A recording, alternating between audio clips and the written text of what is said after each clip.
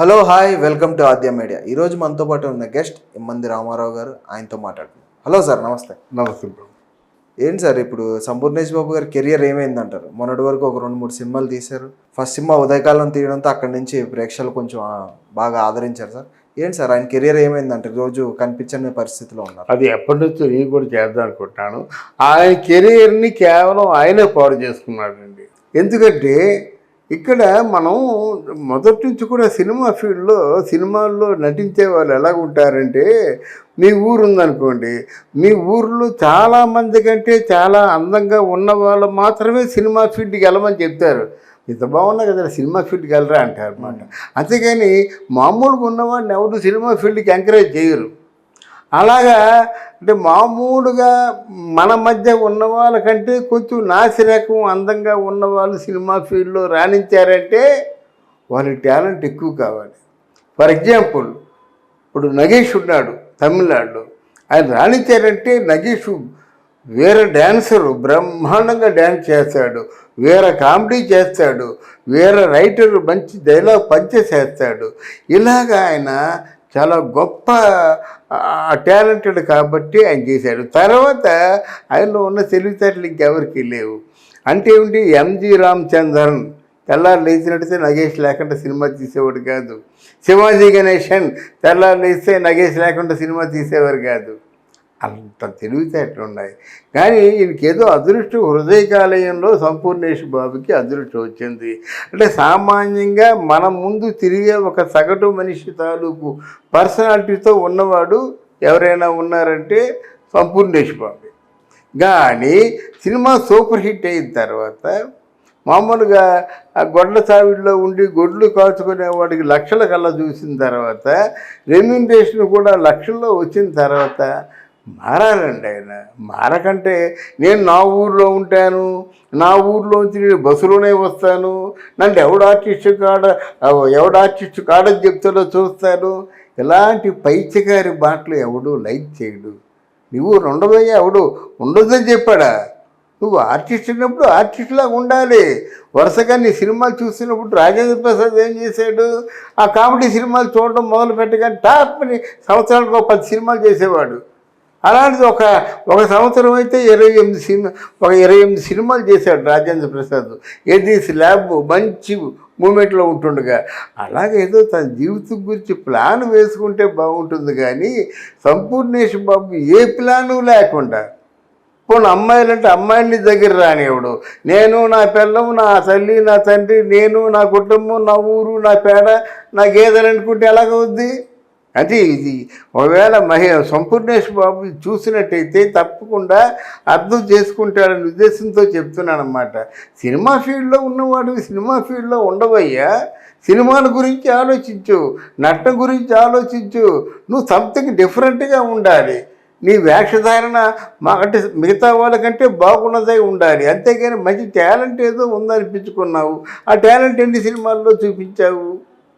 కనుక నీదంతా కేవలం నువ్వు చేసుకున్న తప్పే, కానీ నిన్నెవరు తొక్కేలేదు. నువ్వు సినిమాలకు అందుబాటులో లేవు, నీ ఇంట్లో కూర్చున్నావు. సినిమాలు సక్సెస్ అయ్యి నిన్ను బుక్ చేసుకున్న టైంలో హైదరాబాద్లో జూబిలీ హిల్స్లో ఒక ఇల్లు చూసుకుంటే ఇంక 4 సినిమాల్లో కామెడీ వేషాలు వచ్చాయి కదా. ఇప్పుడు కమెడియన్స్ ఎవరు లేరు. నువ్వు నీ తాలూకు హైటు, పర్సనాలిటీ అన్నీ కామెడీకి బాగా పనిచేస్తాయి. మంచి కామెడీ ఆర్టిస్ట్ అయి ఉండేవాడు కదా. అన్ని సినిమాల్లో హీరోగా ఉండాలని ఎక్కడ ఉందా? నువ్వు కామెడీకి బాగా పనిచేసేవాడు కదా. ఇదేది లేకుండా ఉండడం, ఇవన్నీ కూడా సంపూర్ణేష్ బాబుకి ఆయన ఆర్టిస్టిక్ కెరీర్ని మాత్రం నాశనం చేశాయి. ఎప్పటికైనా మించిపోయేది లేదు.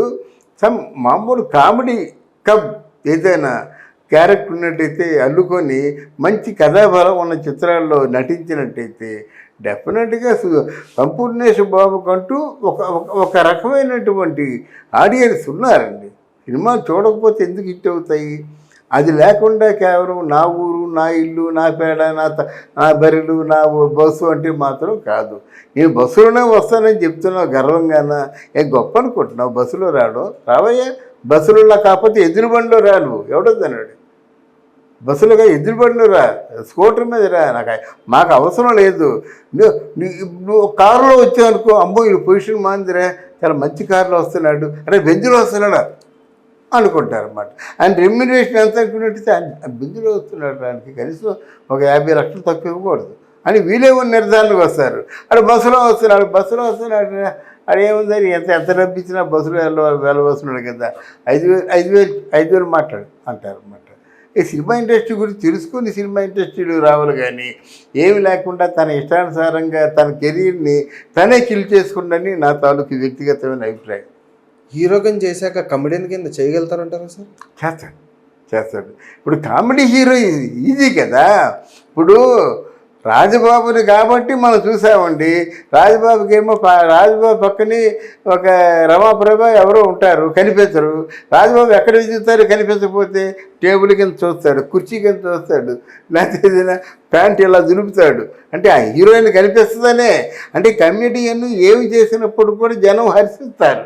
అది కమెడియన్ ఏం చేసినప్పుడు కూడా జనం, లేకపోతే ఒక పరుపు ఉంటుంది, బెడ్ మీద పరుపు ఉంటుంది, ఆ పరుపు ఇలా ఎత్తి అక్కడ చూస్తాడు, అంటే హీరోయిన్ కనిపిస్తుందేమో అని. అంటే కమెడియన్ ఏమి చేసినప్పుడు కూడా ప్రేక్షకులు నవ్వుతారు. అలా చేయొచ్చుగా ఆయన.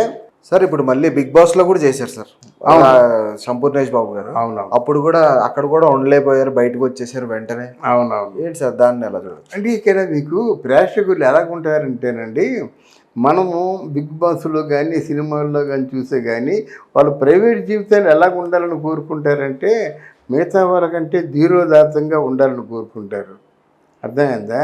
ఆయన ఒక పిసినారులాగా ఉక్కిరి బిక్కిరి అయిపోయి ఏడ్చేసి వెళ్ళిపోతానము, నన్ను రక్షించండి అంటే మనకిష్టం ఉండదు. వాటర్ రాక్ స్టడీ ఎంత అసలు అంటే కళ్ళల్లో కనీసం ఒక గట్టి కనబడలేదురా అనడం అది గొప్ప. కానీ ఊరికి పిచ్చోళ్ళగా ఏడ్చినట్టు ఏముంది, ఆ బిగ్ బాస్లో కనిపించినంతసేపు కూడా అది తను ఏంటి జనం లైక్ చేయరు, అలాంటి వాటిని లైక్ చేయరు. ఇప్పుడు నేనే ఉన్నాను అనుకోండి, నా తాలూకు ఎవరైనా మంచి ప్రాణ స్నేహితులు ఉన్నారనుకోండి, శోభన్ బాబు, రంగనాథ్, వాళ్ళ గురించి చెప్పవచ్చు. నిజంగా ఆయన లేకపోవడం చాలా బాధాకరం అనొచ్చు. అంతేగా లేకపోవడం అని చెప్పేసి నేనే ఏడ్చేసాను అనుకోండి, అసహించుకుంటారు. ఇదేంటో చెప్తున్న ఏడ్చేస్తున్నాడు, మమ్మల్ని అసలు వీడియో చూడమంటాడా వద్దంటాడా అంటారు కదా. అంటే కొత్త ఆ సంయమనం పాటించాలి, కొంచెం ధీరోదాత్తంగా ఉండాలన్నమాట. ఎంతవరకు అయితే దేన్నైనా తమాయించుకుంటాడు అనే పద్ధతుల్లో ఉండాలి, కానీ అది కేవలం ఆ పల్లెటూరి గాయబులాగా అనిపించాడు నాకు. ఎందుకో ఇప్పటికైనా మించిపోయింది లేదు. ఆయన చాలా మంచి సినిమాలు చేయొచ్చు, మంచి నటన చేయొచ్చు. మన కమెడియన్స్ అసలు లేరు, మంచి కమెడియన్గా కూడా చాలా బాగా రాణిస్తారు. కనుక తప్పకుండా ఈ వీడియో చూడడం జరిగినట్టయితే సంపూర్ణేష్ బాబు ఇప్పటికైనా తన తాలూకు పద్ధతులు మార్చుకొని ఆ జూబ్లీ హిల్స్లోనూ ఎక్కడో ఉంటూ మిగతా సినిమాల్లో కమెడియన్గా ఉంటే చాలా మంచి కమెడియన్ అవుతారన్నమాట. రాజబాబు తర్వాత ఆ పర్సనాలిటీ ఉన్నవాళ్ళు ఎవరు రాలేదు, ఆ హైటు ఆ పర్సనాలిటీ ఉన్నవాళ్ళు ఎవరు లేరు కదా. ఇప్పుడు సునీల్ ఉన్నాడంటే ఎంత హైటు, ఎంత పర్సనాలిటీ. ఆయన కమెడియన్ అన్నా సరే మనకి ఎందుకో నమ్మశక్యం కాదు. ఈయన్ని కమెడియన్ అంటే నమ్ముతాం మనం. అదే ఇది ఆలోచించుకొని I wish him all the very best. Thank you sir. Thank you అమ్మా, థ్యాంక్ యూ వెరీ మచ్.